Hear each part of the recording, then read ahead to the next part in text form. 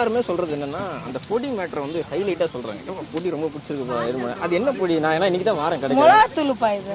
அது மிளகாத்தூள்னா வேறு மாதிரில எல்லாருமே இப்போ எல்லார் வீட்லேயும் மிளகாத்தூள் இருக்குது. எங்கள் வீட்லேயும் தான் மிளகாத்தூள் இருக்குது. இது வந்து மீனுக்குன்னு தனியாக அரைக்கிறது. நீங்களே பண்ணுறதா? என்ன கைப்பக்குவம் அதில்? கடலைப்பருப்பு, உளுத்தம்பருப்பு, பட்டை, ஸ்டார் அனீஸ், கிராம்பு, மிளகு, சீரகம், பெருஞ்சீரகம், ட்ரை சில்லி ஒரு 5, பூண்டு, கருவேப்பிலை, பச்சரிசி வந்து 1 ஸ்பூன் அளவுக்கு எடுத்துக்கோங்க. இதெல்லாம் ட்ரை ரோஸ்ட் பண்ணி எடுத்து வச்சுக்கோங்க.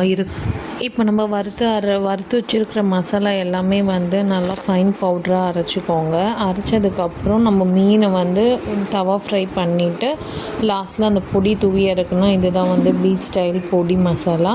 ஸோ நீங்கள் ட்ரை பண்ணுங்கள். தேங்க்யூ. ஆமாம், இதில் வந்து மீன் மேலே இந்த பொடி போடுவோம்.